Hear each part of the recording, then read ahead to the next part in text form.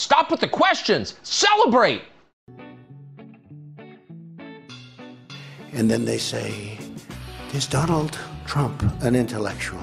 Trust me, I'm like a smart person. Yosemite's one of the wettest we've ever seen from the standpoint of water. Mike Lindell's a conspiracy. But you haven't. Person, woman, man, camera, TV. They said nobody gets it in order. It's actually not that easy, but for me it was easy. Amazing. He can't sit down. He's got a burning in his butthole. He's got a fire. He's got a flame coming out of his butthole. Big, massive dumps. Oh, I have a term for that. I call it corporate communism. Somebody sent me a thing this morning where they're talking about putting the vaccine into salad dressing. You see, this is a simple meme that you would find on the internet, but this meme is very real. You ain't seen nothing yet until you see the flaming butthole. Putting us on our knees to China. Now witness the firepower of this fully armed and operational battle station. And why their due process rights are being so flagrantly and horrifically violated.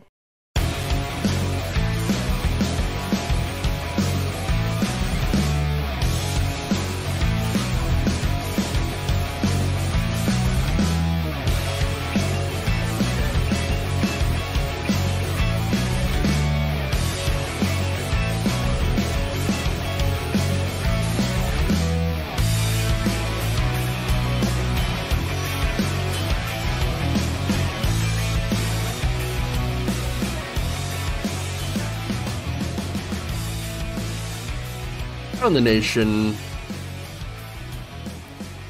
Waldorf Nation. What's up, everybody? It's Thursday. Boy, do we have a show. We do have a show today, and it is it's full of stuff. Not so good things. All right, so we're gonna dive into it. We have the Supreme Court. We have the Biden administration doing what the Biden administration does best. Helps conservatives. Great. I've got the details on that. We're also going to talk about the Proud Boys harassing Rainbow Storytime.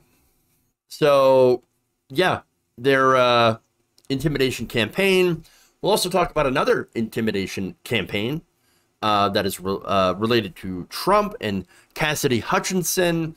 And then we're going to make fun of Republicans and their feelings. Fun times. So we got all that stuff. Of course, we're going to start out with how the Supreme Court basically just destroyed the environment. Great. So why don't we dive in?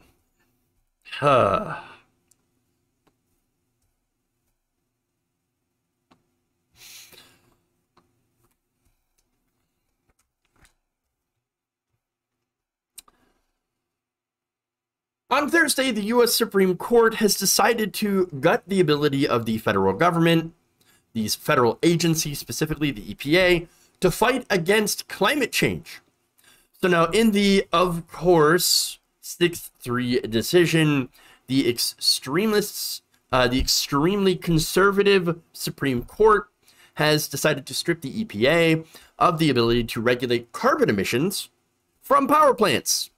Now, this was part of the Clean Air Act that allows the EPA to regulate power plants. But of course, the Supreme Court made the argument that, oh, Congress, I mean, yes, they can, delegate these responsibilities to different agencies, but, they just weren't specific enough. They just weren't specific enough in delegating the responsibility or the ability to regulate carbon emissions from the Environmental Protection Agency. Because carbon emissions, reducing them, apparently does nothing to protect the environment, according to conservatives. So, yeah, can you tell I'm a little mad? So, look, obviously, the conservatives, the modern Republican Party is against any climate regulation. They didn't like the Obama administration's interpretation of the rule under the Clean Air Act that allowed them to regulate these power plants, because Congress will do and has done basically nothing, because most of Congress is bought by fossil fuel corporations. And so this case was originally brought to the Supreme Court by West Virginia. It's funny because, you know, West Virginia, home of Joe Manchin, big coal mining state. Joe Manchin, of course, has done everything he can because he has coal, investments. He literally owns a coal company, gets a lot of his money from coal and that industry, as well as a lot of political donations from it. And so he has been blocking all of Biden's basically policies when it comes to trying to do anything about climate change. And of course, West Virginia comes in. This is West Virginia Attorney General Patrick Morrisey, who originally sued the federal government over this rule and was joined by Republican attorneys general from more than a dozen states, red states, along with lawyers representing, you guessed it, coal companies. That's right. The plaintiffs say that regulatory power should be taken away from the agency and given to Congress. So now they say that, of course, because they know, because everyone knows, that Congress isn't going to do a goddamn thing to curb climate. They're just not. It's the world's most open secret. Yes, they know Congress is corrupt, especially the Senate. They know that there are people on the Senate that will never allow any sort of regulation on coal companies in order to reduce emissions of these, of that industry, of these power plants. And so they go with a nice little sleight of hand. They say, oh, yeah, well, no, we're just going to send it back to Congress. That's what we're going to do. That's right. We're going to send it back to Congress and then let them do something, because the EPA, obviously, too much. We don't want to give them too much regulatory power.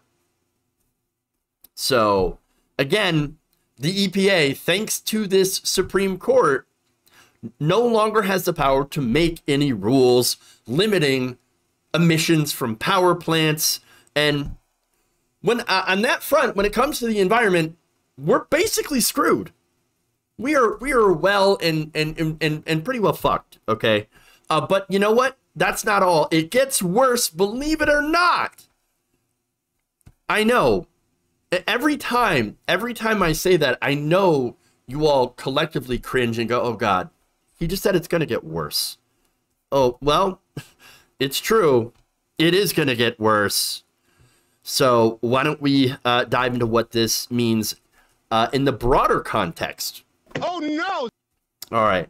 In addition to the court ruling that the EPA, this agency, cannot regulate these emissions, the court also cut back on regulatory agency authority in general, invoking the so-called major questions doctrine, a ruling that will impact the federal government's authority to regulate in other areas of climate policy, as well as regulation of the internet and worker safety. So, look, worker safety, obviously that means OSHA. Okay? The internet, FCC. So now those agencies, now some of those decisions are going to be handed back to Congress, who will then do absolutely nothing. OSHA will have absolutely, even less power to protect workers from exploitation, unsafe working conditions, etc. Their regulatory power will be dismantled. And we know that because, again, sending this back to Congress means you're sending it back to a bunch of people whose literal careers and paychecks depend on them serving corporate masters. Gee, I wonder who they're going to side with, everybody. Gee. Steve Vladeck, CNN's Supreme Court analyst and professor at the University of Texas School of Law, had some words about this ruling and said, that it could be cataclysmic for modern administrative law. For a century, the federal government has functioned on the assumption that Congress can broadly delegate regulatory power to executive branch agencies, he says. Today's ruling opens the door to endless challenges out to those delegations on everything from climate change to food safety standards, on the ground that Congress just wasn't specific enough in giving the agency the power to regulate such major issues. Regarding the EPA, Roberts wrote that capping carbon dioxide emissions at a level that will force a nationwide transition away from the use of coal may be a quote-unquote sensible solution. But it is not plausible that Congress gave EPA the authority to adopt its own such a regulatory scheme under the law in question. A decision of such magnitude and consequence rests with Congress itself, or an agency acting in pursuant to a clear delegation from that representative body. And again, how likely are we to get Congress to do that? There's about a 0% chance. Fat freaking chance of that happening. Congress will sit there and do nothing while they collect checks. And that is exactly what they had hoped would happen, of course. Writing separately, Justice Neil Gorsuch also emphasized the court's move to limit agency power, which he considers to be unaccountable to the public, which is ironic because here you have a Supreme Court that is unelected and completely unaccountable to the public. Huh. Irony. Very, very ironic. Okay. Now he says this. While we all agree that administrative agencies have important roles to play in a modern nation, surely none of us wishes to abandon our republic's promise that the people and their representatives should have a meaningful say in the laws that govern them. Very, very interesting that he says that, right? Because we know as a fact that Congress doesn't represent the will of the average person in this country, specifically the Senate. I mean, again, I'm pretty sure you're all familiar now with the study that shows that somewhere upwards of 90% of, issues that the public wants done don't happen because they don't align with the interests of the wealthy and the corporations, and so therefore in our government don't get done. We live in an oligarchy which is fastly approaching theocracy. So we're going to be a theocratic oligarchy pretty soon. And they're really, really pushing us towards it. Now, speaking of the people, right? So let's get some polling, okay?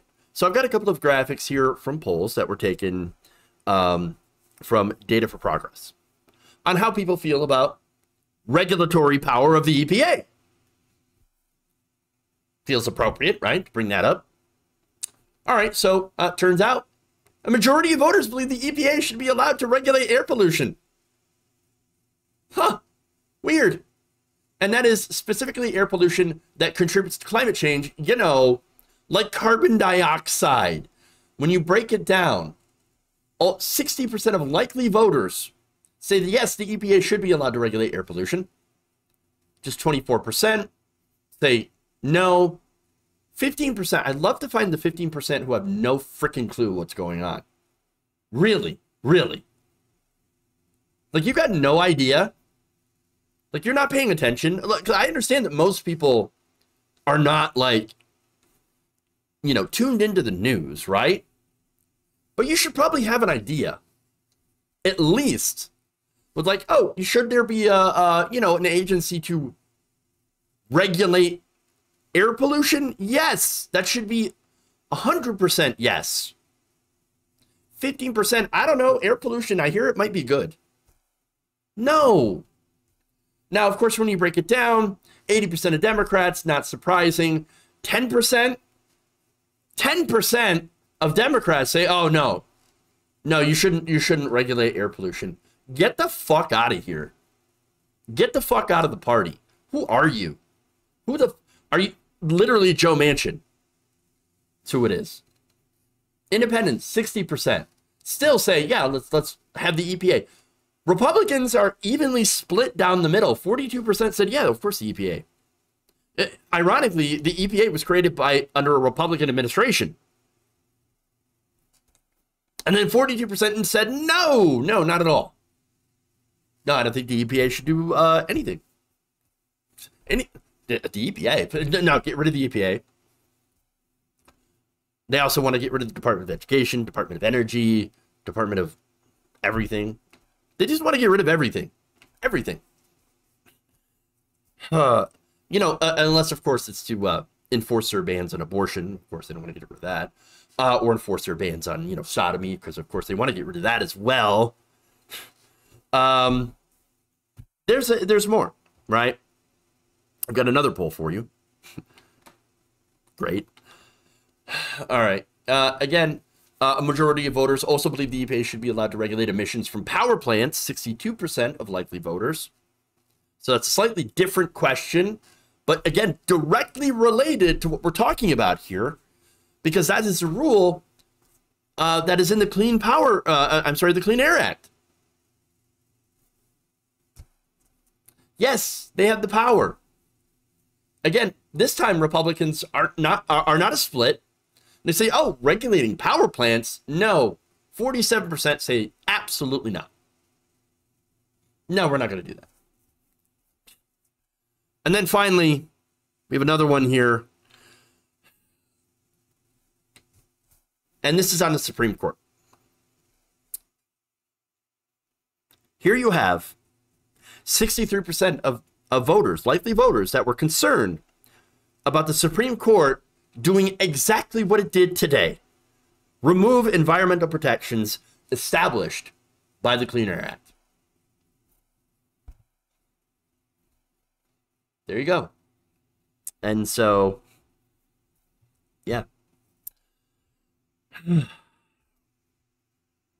And there's more polling, of course. There's a Washington Post ABC News poll from last year that, again, where 70% of U.S. adults answered yes to the question of, do you think the federal government should or should not regulate the release of greenhouse gases from power plants, cars, and factories in an effort to reduce global warming? Again, vast majority of the American people, the only people who disagree, once again, Republicans, 46 to 47. So understand why I bring up the polling. Because what you have here is a minority of people that are holding the rest of the country back. You have a small extremist minority in the Republican Party, the minority of the minority, somewhere around 30 million people out of a country of 330 million people, that say, I just want to see everything burn. And we're going to let it burn. The tyranny of the minority. That's what we're living in right now. And unfortunately, that Supreme Court represents that minority. And by the way, when it comes to the left and criticism of the Biden administration, remember the Biden administration also hasn't done a lot when it comes to climate change, to curbing it. For example, 80% of Americans who label themselves left-leaning say the Biden administration has been doing too little to address climate change, and that includes 64% of Democrats. But now, the Biden administration is unable to do anything. They can't even regulate emissions anymore. So now the dissent here, let me read it from Elena Kagan, writing for the dissenters, said that the court's decision strips the EPA of the power Congress gave it to respond to the most pressing environmental challenge of our time. Quote, the court appoints itself instead of Congress or the expert agency, the decision maker on climate policy. That is absolutely true.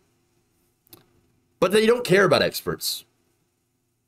They don't care about facts or knowledge.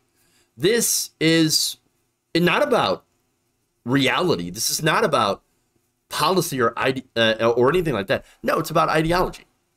That's what it is. Their ideology, well, I'll get into that in a minute, but first, she says more.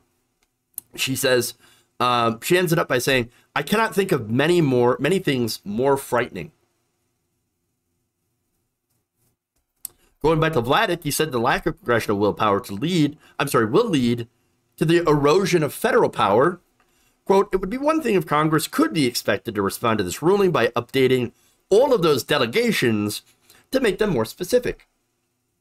But we and the court know that it won't, which will almost surely lead to significant deregulation across a wide swath of federal authority. And there it is. That's what we have.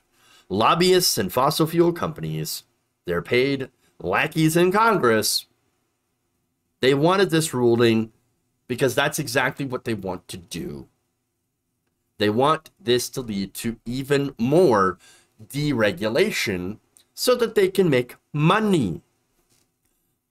Look, Neil Gorsuch, he's a corporatist. We know this. Most of the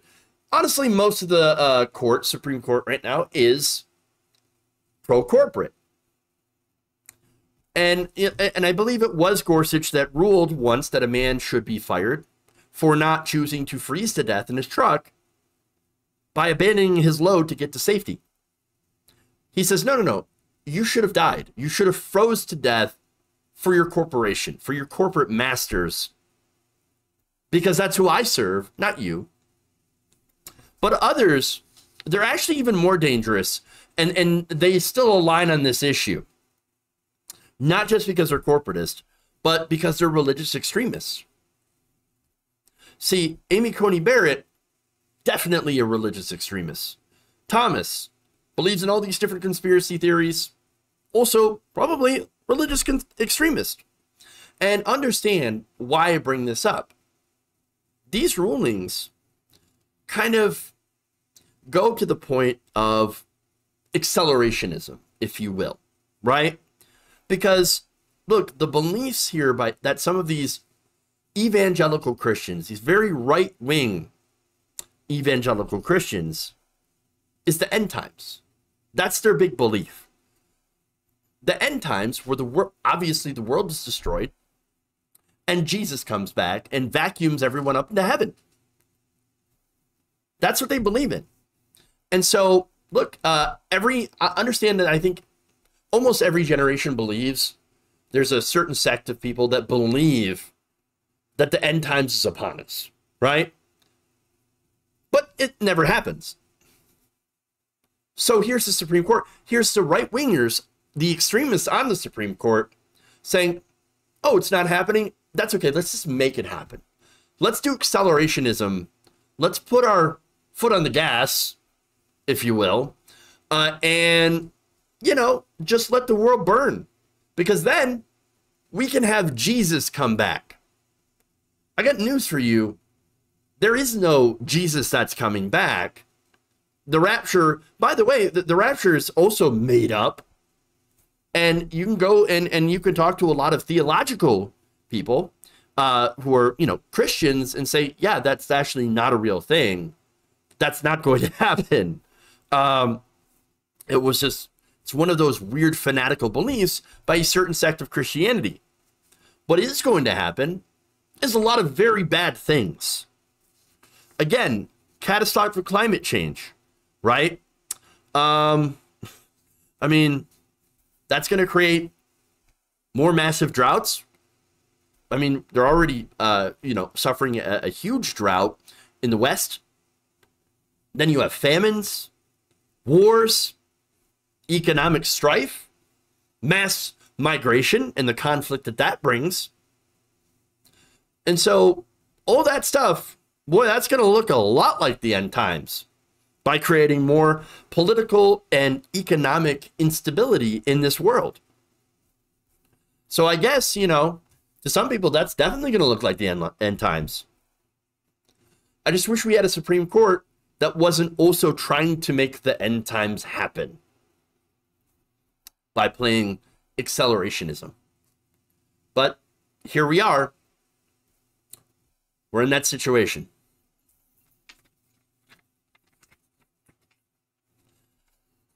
What if Jesus already came back? Then the Republican Party would call him a socialist and probably nail him to another cross. Because they don't actually believe in the real teachings of Jesus. And that's the biggest irony here. Grumpy Cat points out correctly the point that I'm trying to make: the end times justifies the means. Exactly. And if you haven't noticed, over the past few shows, whenever I talk about this, I'm telling you that everything that they do is to accelerate their religion, their end times prophecies. Okay? What they are doing means that, you know, hey, if they have to lie, if they have to cheat, if they have to steal elections, if they have to do all of this stuff, they're doing it in the service of their God, of their Jesus. They are religious fundamentalists that do not believe in our system of government, in our Constitution. And these people are in power.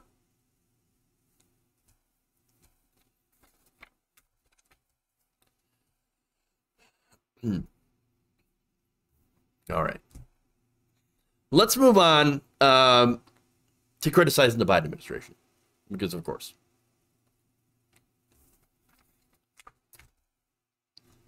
And it's funny because, you know, these, whenever I do these segments, people click away. People don't like it.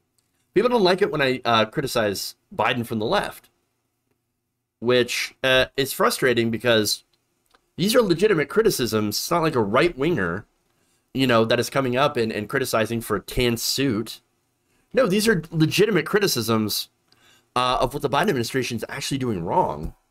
And yet, I mean, here we go. You're going to have a lot of blue wave people who are very, very angry. So, anyway. Let's go into see what we're talking about.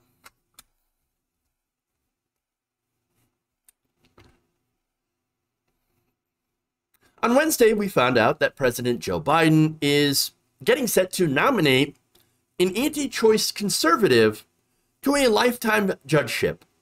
This is a week after the Supreme Court gutted Roe v. Wade and numerous fundraising emails and promises from Democrats that we're going to protect Roe v. Wade. We're going to protect the right to an abortion any way we can. Just send me $15 and vote harder in November. Okay, if we do all that, are you actually going to do something? No, we're not. But we are going to send you more fundraising emails. Great. Now, Biden did this, promised to do this, by making a deal with Republican Senate Majority Leader Mitch McConnell. I'm sorry, Minority Leader Mitch McConnell. It almost feels like he is in the majority. It almost feels like Republicans are in charge, even though they're technically not. So now Biden makes this deal with McConnell to appoint Republican anti-choice lawyer Chad Meredith to a lifetime federal judgeship in Kentucky.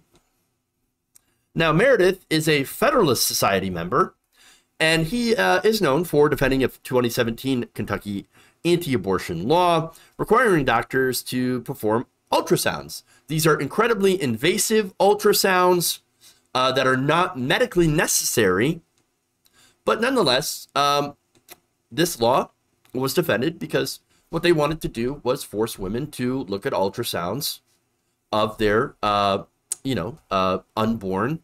fetuses. That's it. That's what they wanted to do. To try to shame them into not having an abortion. So medically unnecessary transvaginal ultrasounds. That's what this guy defends. Okay. So now the Federal Society, that's one of their judges. If that sounds familiar, it's because they're the ones that have handpicked every single Republican Supreme Court nominee that voted to overturn a woman's right to choose. Now, Kentucky Right to Life has praised Meredith. The group wrote a 2020 post on its website that it's been very impressed with attorney Meredith's abilities. Quote, he represented Kentuckians in numerous legal cases brought to against the pro-life laws passed by our General Assembly during the Bevin administration. Now, there is a caveat to this story, which is interesting. There are actually no current judicial vacancies open in Kentucky. But so he appoints them to a position that isn't even open yet. Now, the Louisville Courier does report that the deal is in place for as soon as one opens. So that's very interesting. Now, again, since this is supposed to be a deal with Mitch McConnell, you would assume that the Biden administration is going to get something in return for promising this judgeship, right? Well, here's what McConnell has promised. He says, well, if you give us this judge, then we're just not going to block any of your judges. Wait a minute. All right, so for one, I got to ask, what's the point? The conservatives already have the Supreme Court. You already have the Supreme Court. Donald Trump, during his administration, packed as many judicial appointments into the court as possible, with the help of Democrats, by the way, because they wanted to go on vacation a little quicker. Yeah, they had to go and fundraise, you know? Oh, yeah, look, just let them go, you know, just jam all these guys through, and let's let all the Trump nominees through. It's totally fine. Let them go. Rubber stamp. I got to go on vacation to the Hamptons. Now, that, of course, played right into Mitch McConnell's hands. And look, and I say that because he's been very open about wanting to take over the judiciary for a very long time. In fact, back in 2018, during a Federalist Society dinner, or gala event, whatever, he described this goal is to do everything we can for as long as we can to transform the federal judiciary, because everything else we do is transitory. Now, I think that's really important, right? Because he's kind of right. These federal judgeships, these appointments are lifelong. And you can see the type of damage that the Supreme Court, which is lifelong appointments, have already wrought. And look, this has been a plan for a very, very long time. And they've been doing this, for example, under both Bill Clinton and Obama. Republicans blocked most, if not all, of their judicial appointments, waiting for the times that they would get into power so that they could fill all those open seats. And so they got that chance in 2016 when Trump successfully appointed 226 Federalist Society judges to the trial, appellate, and Supreme Courts. I got to tell you, man, that is a supremely crushing long-term victory. I don't think people quite understand on the left how successful Republicans have been in taking over and really changing the face of this country when it comes to the legal system. Okay? And by the way, that also translates into a lot of success for Donald Trump. You go and ask a conservative, a MAGA supporter, what's the biggest victory for the Trump administration? And they will tell you the Supreme Court. And they'll tell you, if they're smart, which, again, ironic. I hate saying that too. But generally, if they know what's going on and really believe in the conservative movement, they'll tell you our judicial appointments, the fact that Trump got so many judicial appointments as well as Supreme Court appointments, yeah, his presidency was an absolute crushing, great success. Great success. We've done everything. We have changed the face of the judiciary for at least a generation. And that leads to long-term wins and, of course, the rollbacks of a lot of our rights and a lot of rules and protections for average people, working people, women, people of color, LGBT folks. They have won. And so, well played. Well played, Republicans. You have had the biggest upset in American history, decades in the making. They played the long game and they won. It's paying off because either the Democrats did not pay attention, or worse, they were complicit because they were getting, at the same time, they were getting rich.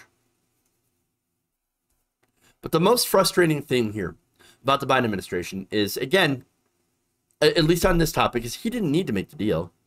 To make these appointments, all you need is a simple majority in the Senate. Democrats currently have a simple majority. That's it. So what this tells me is a couple of things. Number one, that fellow Democrats like Manchin, Sinema, they couldn't be counted to vote with the rest of the party. Okay. Then why is the Democratic establishment protecting Joe Manchin so much against primary challengers? If Joe Manchin doesn't vote with the Democratic agenda at all on the issues that matter. And number two, I think the most damning here, at least in the short term, Joe Biden expects to lose the Senate. He doesn't expect a blue wave.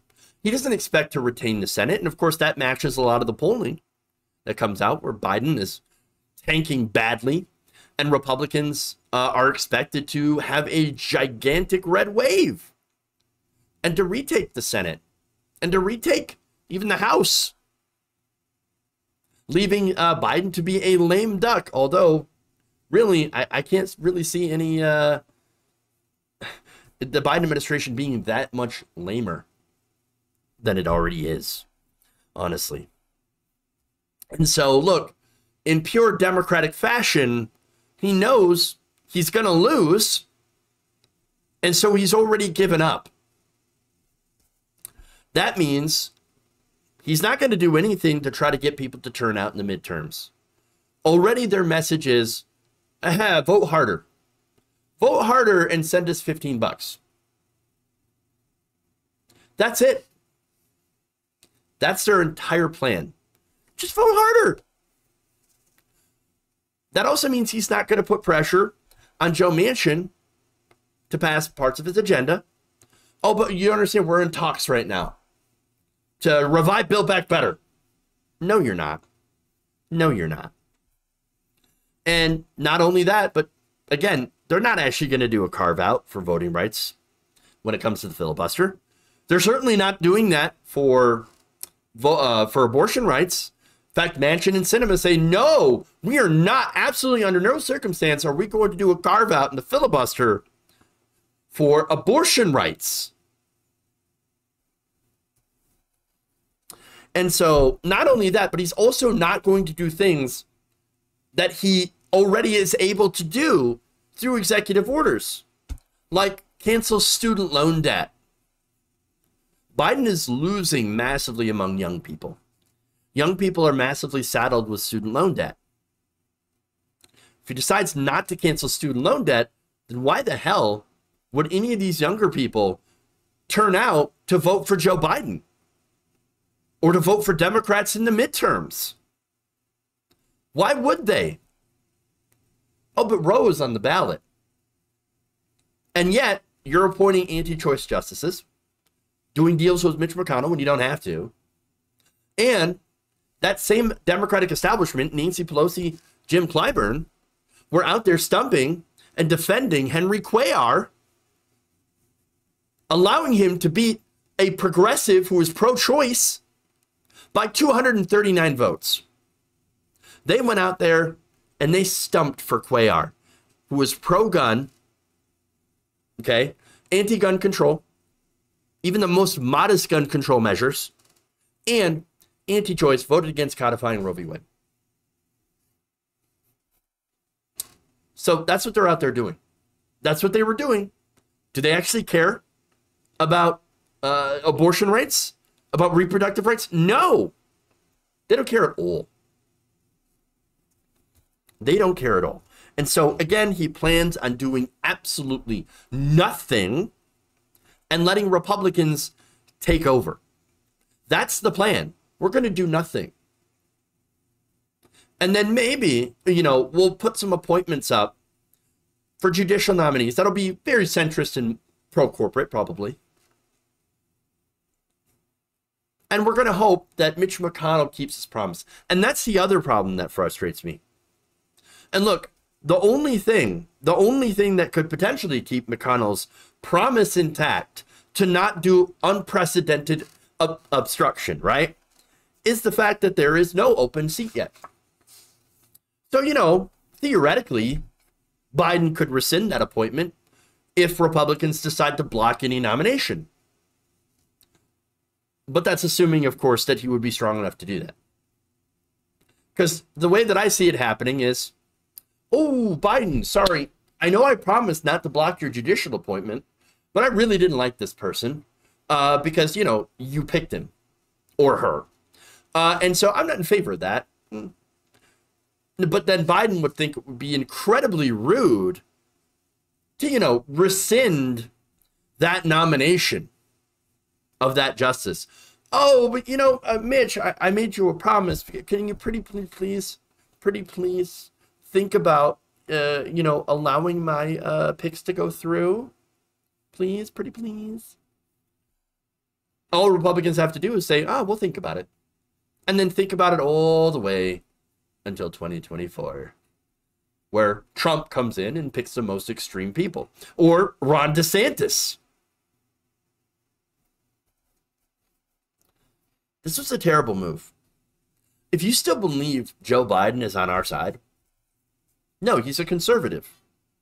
That's why we didn't want to vote for him in the Democratic primary.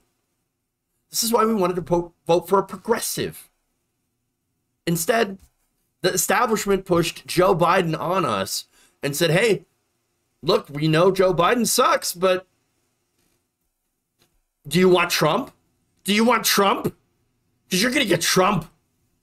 Well, we're probably going to get worse than Trump next time, which is exactly what we've been warning the whole time. And again, he's conservative on abortion rights. Again, he's a Catholic. He says, I've grappled with that. I've grappled with my faith. No, he's personally anti-choice. In 2006, he told an interviewer he did not view abortion as a choice and a right. Then you say, oh, but he evolved. He evolved. Has he? Has he? At this point, when you hear him talk, I don't believe a goddamn thing he says. All I believe in is action. And so far, the actions that Joe Biden has taken on this issue, or also inactions, because those also speak loud, the only things that we've seen on all that is Biden not being on our side at all.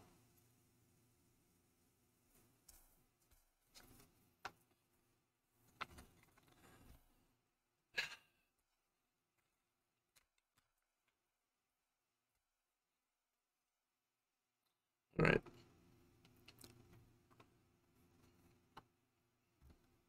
All right. Moving on.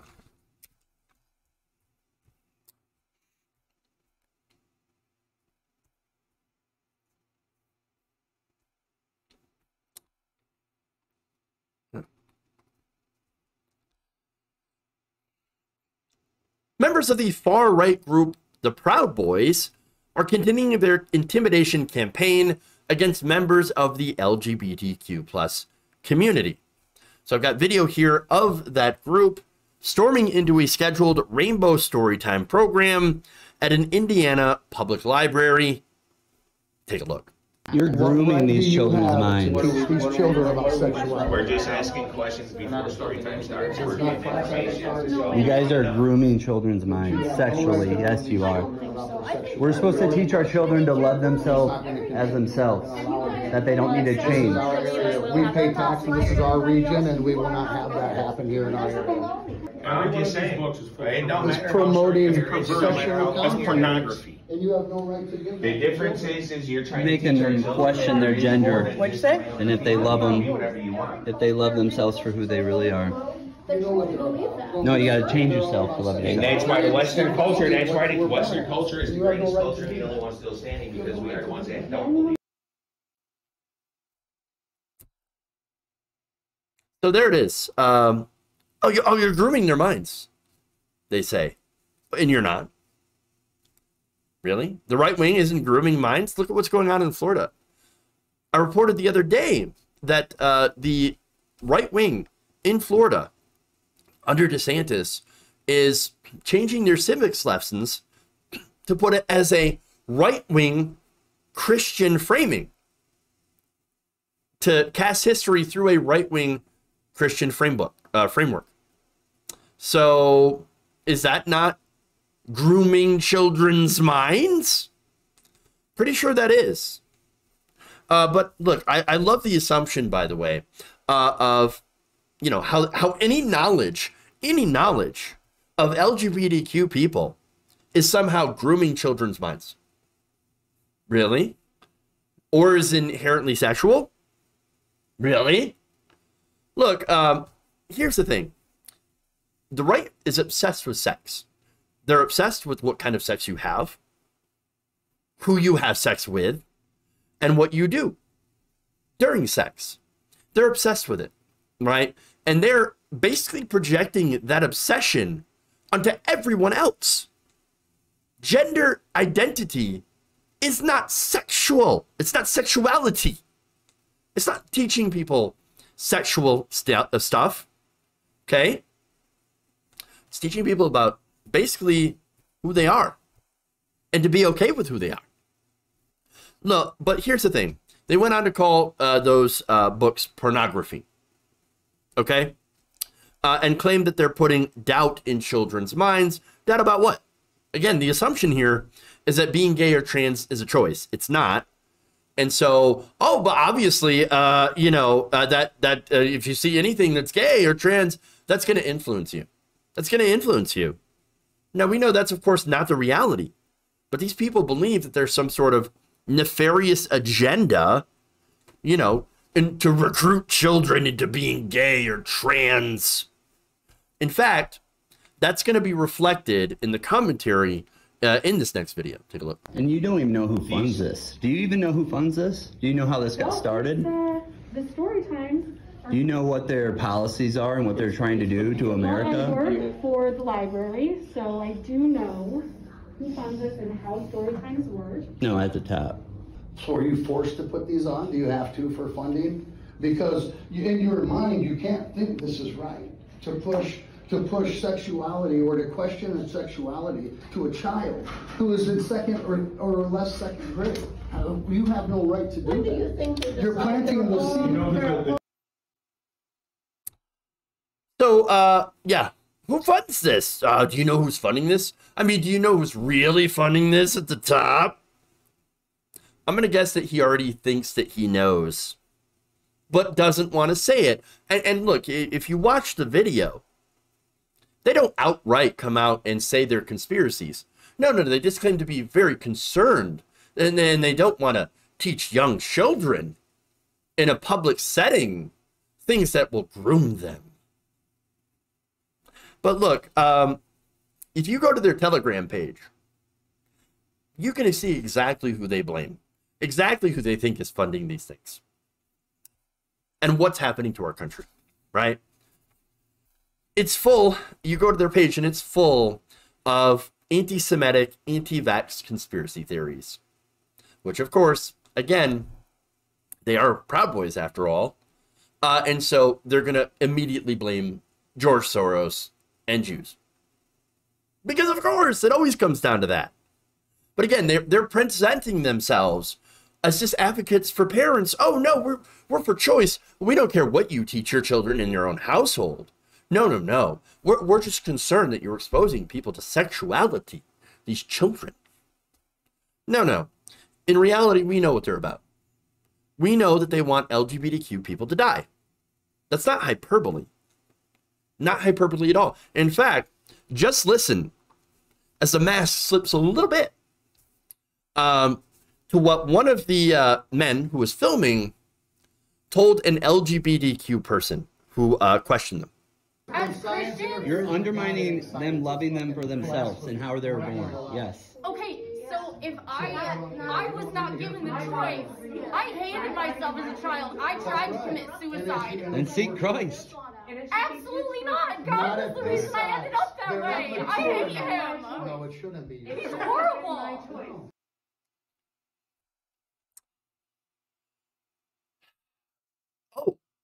He says, oh, you were treated badly as a child because you were different, leading to depression and suicidal thoughts. Well, just seek Christ. That's it. You hated your childhood, you know, because of things that we said and did to people like you. Well, just seek Christ and change everything about you.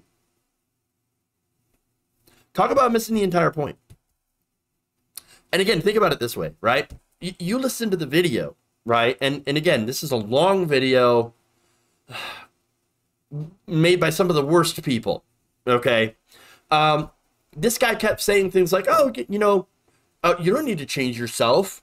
You need to love yourself for who you are. This is just trying to get people to change themselves into something different. You should love who you are. You should love who you are. And then adds, oh, if you don't love who you are, you know, because you're gay and trans, because we tell you not to love who you are, if you're gay and trans, go seek Jesus. Seek Christ. So saying if you're straight and cisgender, don't change anything about you because we think you're perfect the way you are, as long as you're white and cis and straight. But if you're gay or you're LGBTQ, then you need to change every single thing about yourself because we hate you. That's the message. Loud and clear, dude. That is loud and clear. You do hate gay people. You want them dead. That's what they do. They want them dead or erased completely with society. And again, earlier in the first video, they said Western societies don't do this. Western societies are still around and they're still strong because they don't do gay things.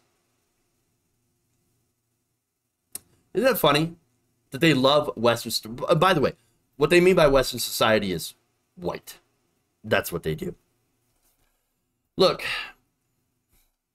these people are horrible people. They really, really are. I would hope that instead of, you know, storming into libraries to yell at people, that they should instead go to libraries to read books, you know, and learn about people. So now the library did respond to this, right? So there's kind of a backing down a little bit, and let me explain that.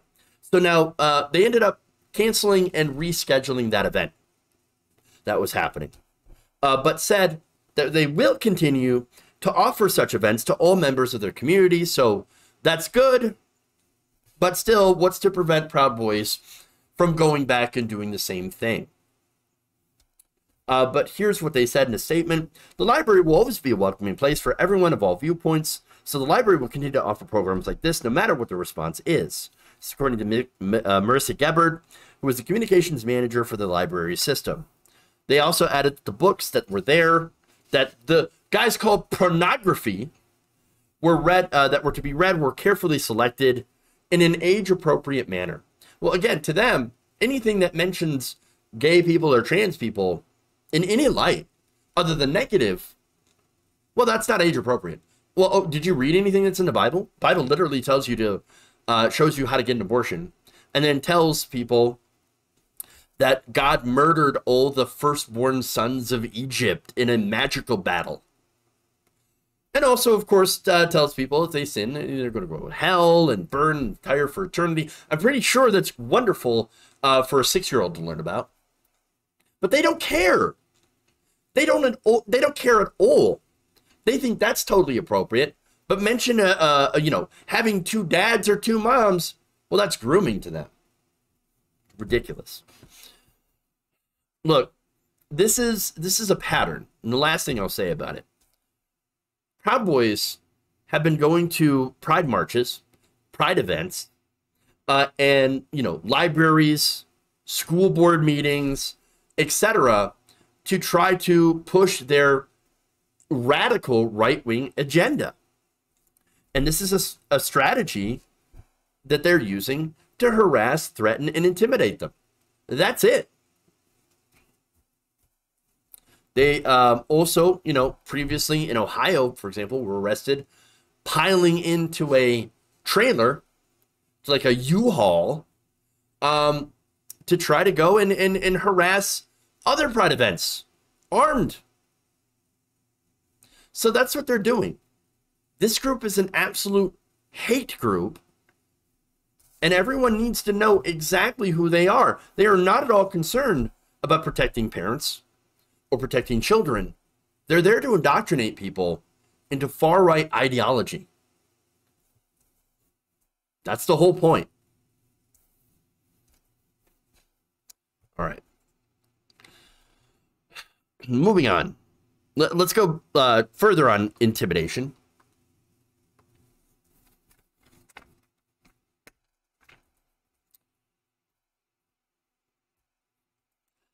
All right.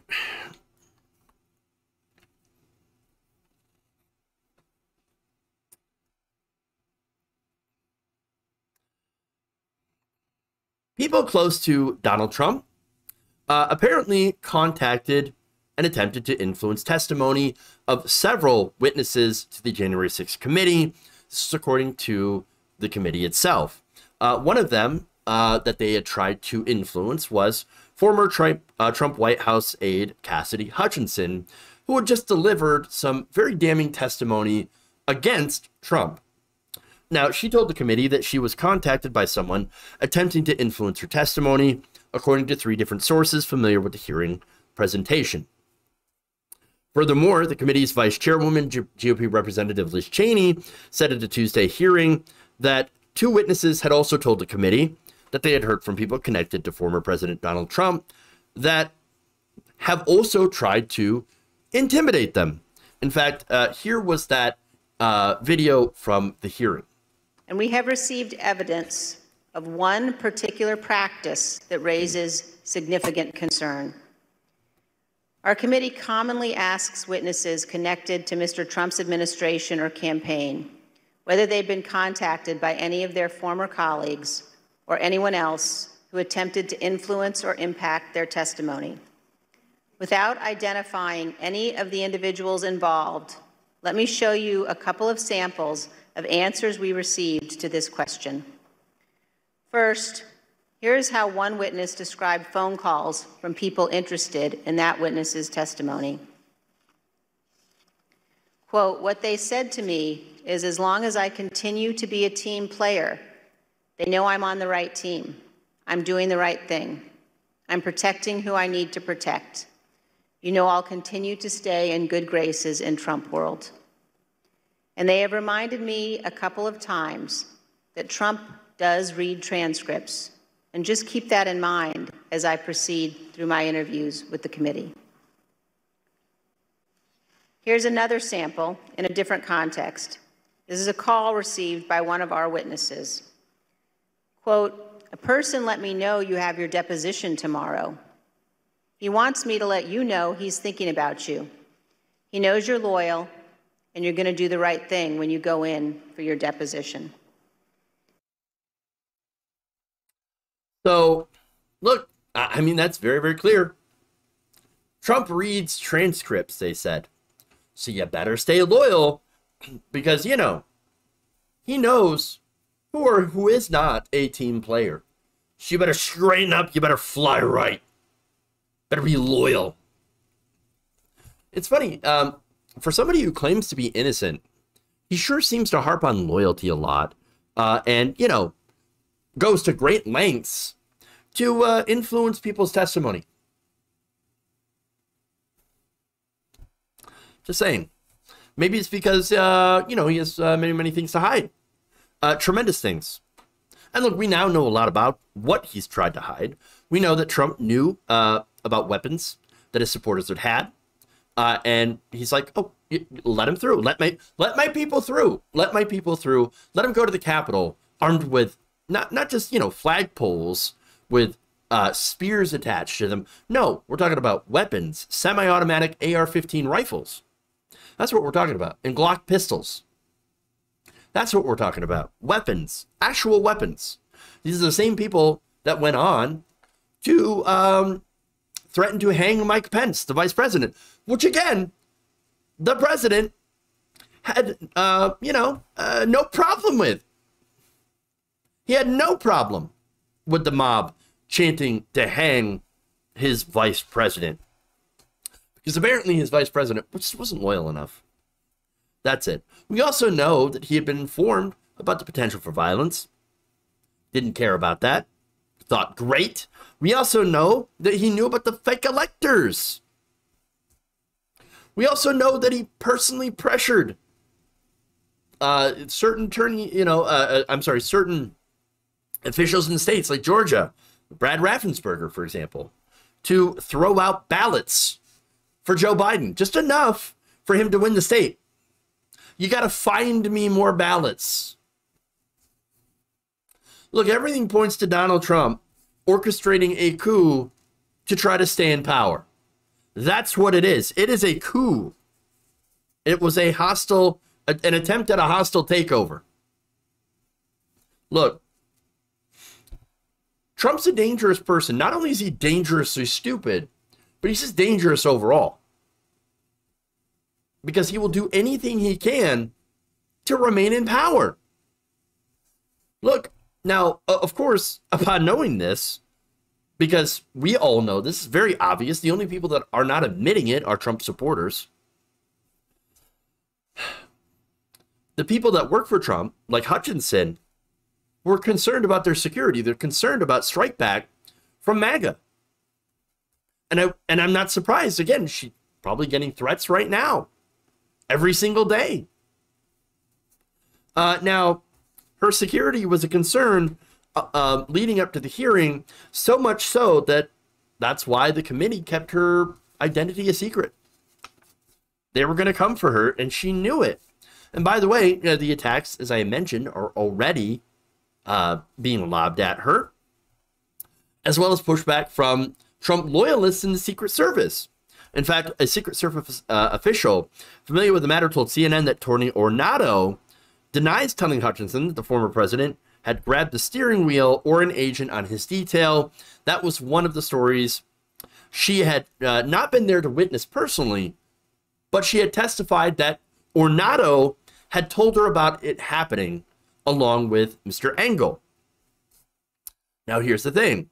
Ornato is known to have a very strong relationship with Trump and his team, having been granted an unusual waiver to suspend his time on the Secret Service to serve as Trump's deputy White House chief of staff. Oh, really? Oh, well, that seems to be an interesting point. You're going to hear about that on Newsmax. You're going to hear about that on Fox News. You're going to hear about that on right-wing media, that he was granted an unusual waiver to serve in a position of power from the Secret Service? Are you going to trust that guy? Oh, yeah. No, he says it didn't happen after getting all of these special deals. Huh. Gee, totally trustworthy source. Yeah, of course. Now, as of yesterday, she pushed back. CNN reports that Hutchinson stands by all of the testimony she provided under oath to the select committee. And that is according to Hutchinson's counsel, Jody Hunt and William Jordan. So she still stands by her testimony. She says, look, I ain't lying. And you know what that means? Well, that means Tony Ornato and Mr. Engel, or whoever is pushing back in the Secret Service, are lying. And so the only way that we're going to find out is if they testify under oath and that there are other witnesses to corroborate either side's story. And so I think that's going to be very interesting, and it's going to lead to even more hearings. So look forward to that. Now, as far as the witness intimidation, the attempted witness tampering that's being alleged, I mean, those are very serious crimes. And so, hey, Merrick Garland, if you're paying attention, and you damn well should be, you might want to do something. Just saying.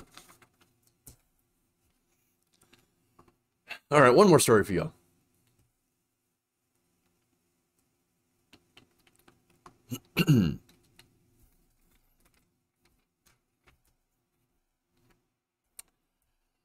All right.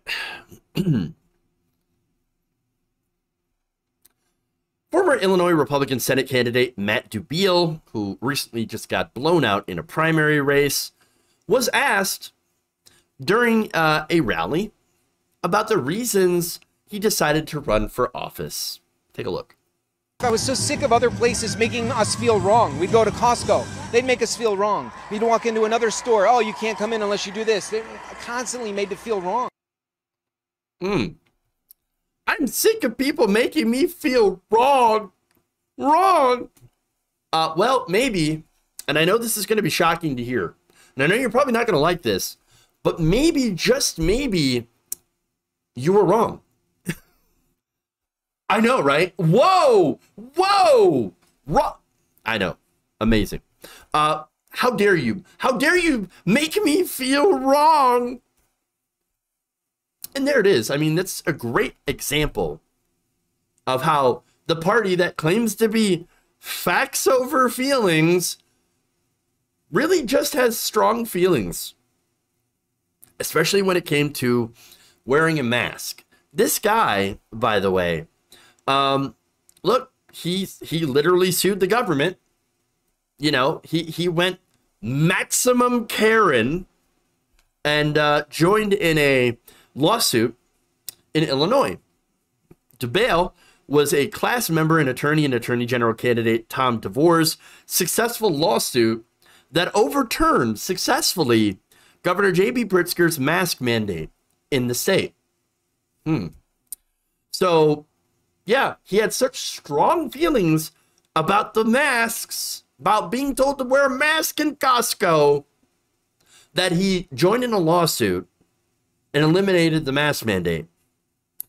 Strong feelings about that, but no strong feelings about the 1 million+ dead in the United States from COVID.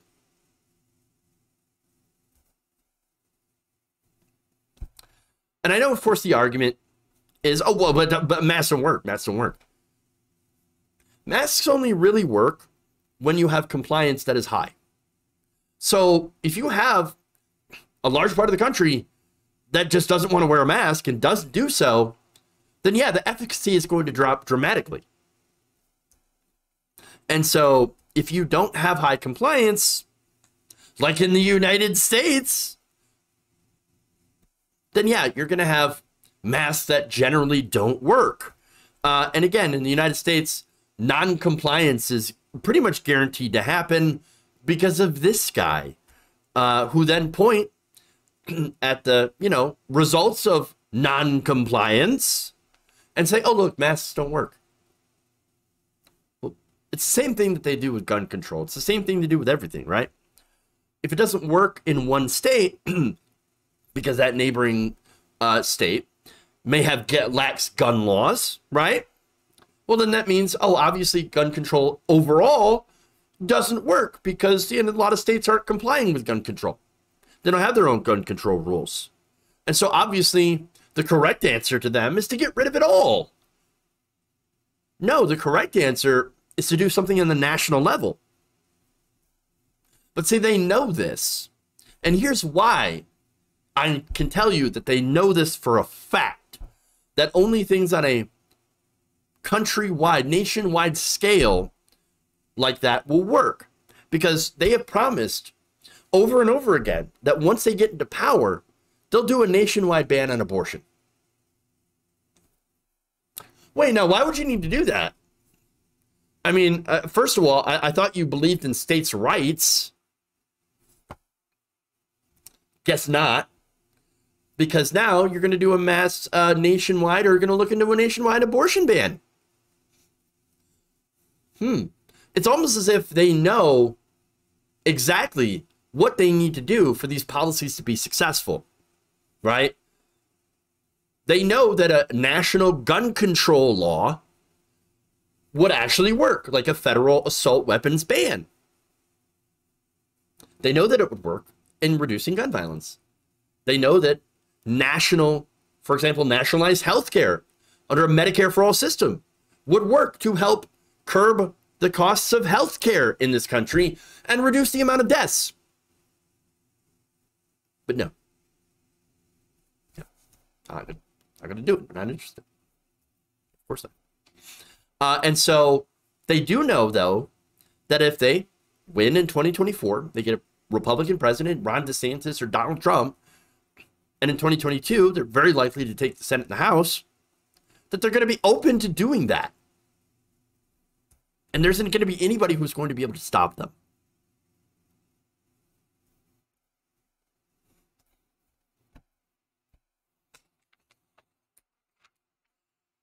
Oh, well, that was supposed to be fun, but it went dark.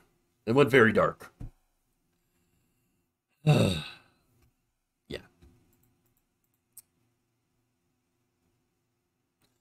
All right. So, before I go, got some programming notes here.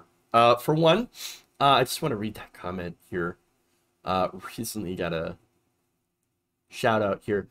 Jules T, last night Jeff got a shout out from Anna Kasparian on the ham moldy sandwich. It was funny. Yeah. Yeah, I thought, yeah, that was pretty good. Look, hey, sometimes I'll put out bangers, you know? Sometimes there's a banger, a real good one, but it's good to be recognized when I do. And that's fun. So, all right. Let's see. Let's read some super chats here. Ronnie Lama Richardson says 4 more months. So far, cancer under control. Oh, good to hear that. That's awesome. Still fighting. Here's what all you do. Cheers. Thank you, Ronnie Lama. And please continue to fight and get better. Robbie82, thank you for becoming a member. Moonchild Dragon, thank you for re-upping your membership for 2 months. And saying thank you for your honesty with the news.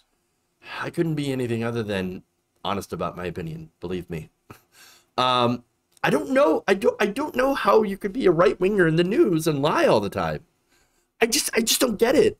How could you sit there and knowingly tell things that are false? I don't understand how people do it. But then again, I guess the allure of money just isn't strong enough with me to betray my principles, to betray actually being honest and telling the truth. Money, that's how, of course.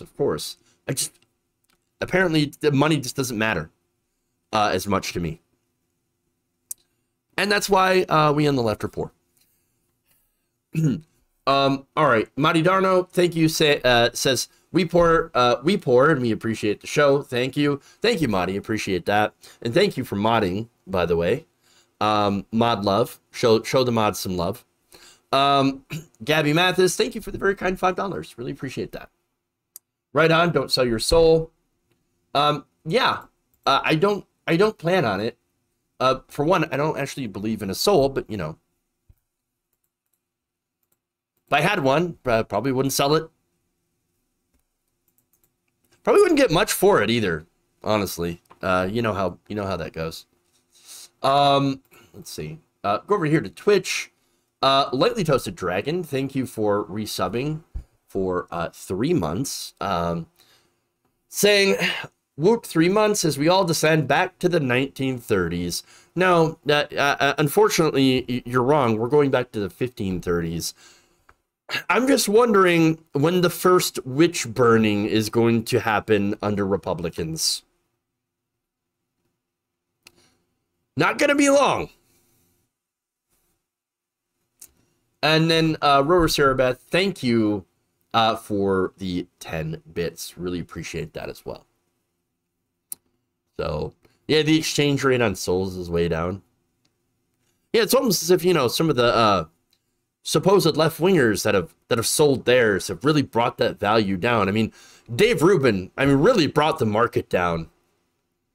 You're going very low. You're reaching low-hanging fruit when you oh, that was a very unintended pun that I just realized. Low-hanging fruit with Dave. Oh my God, I didn't even mean it that way. But now that's kind of funny when I think about it. Low-hanging fruit with Dave Rubin, because of course, I'm sure he went very cheap. Am I gonna do the Emmett Till story? No, I actually did not plan on it today. Also, that by the way gets me to the programming note. So I'm gonna be off tomorrow and on Monday, so we're gonna be back on Tuesday. So yes, you know what? My brain does need to go into recovery mode over the next few days. So I'm planning to try to get some things done domestically, and also to try to kind of recoup and recover. You know, this has been just an absolutely terrible week for all of us. And so to go, and I made the same unintentional joke when there was a Rubin clip that was on the other day, says bread to toast. It's true. Oh, didn't even think about it either. Very pun intentional. Emmett Till, their new developments. Yes, Philip Blair. Apparently, they found the arrest warrant for the woman that falsely claimed that Emmett Till was, I believe, whistling at her or advancing on her. So she made a false report. There was an arrest warrant for her, and now the family wants that woman arrested. And by the way, I think that's a great idea. She should get charged because she's directly involved in basically sicking that white supremacist mob onto Emmett Till, causing his death. And yeah, the family is absolutely right in going and you know, trying to pursue charges.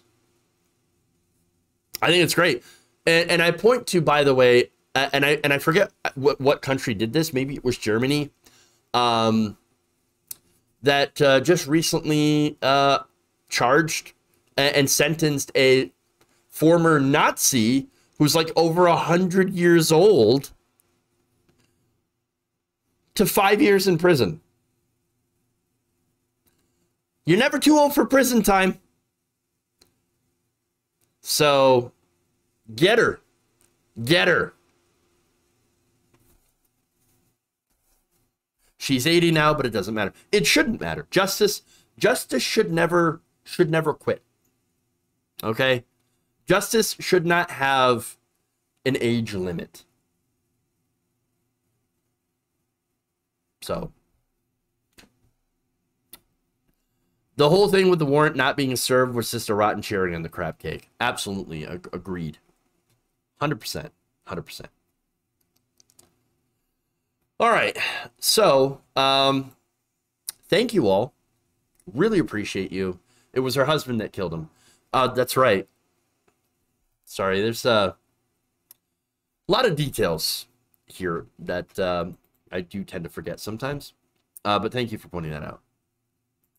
Disgusting. Very disgusting. All right, so warrant for kidnapping. Yep. There's no statute of limitations on conspiracy to commit murder. There you go. All right. So let's raid into reactions with Ravana over on TYT, their Twitch channel. So that's great. By the way, Ravana was on the show last week. It was a fantastic show. So if you haven't seen that already, you should, because that was a lot of fun, and hopefully we'll soon have her back. So, all right, everybody, thank you for going around the nation with me today. Love you all. Have a safe and hopefully happy, if you can forget about some of the news, holiday. Yeah. So that said, just try to be safe. Love you all. We'll see you back here on Tuesday of next week, on the 5th. Love you, and remember, change begins with you. Good night, nation. We'll see you then.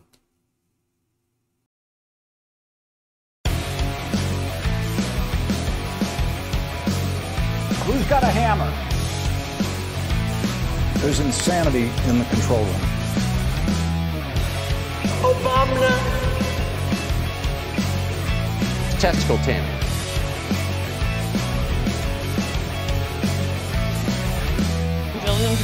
Venezuela. And why their due process rights are being so flagrantly and horrifically violated. Peachtree Dish.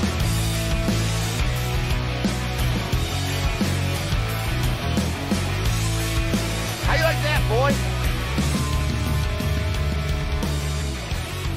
You're kicking me out the door. You're kicking me out the door.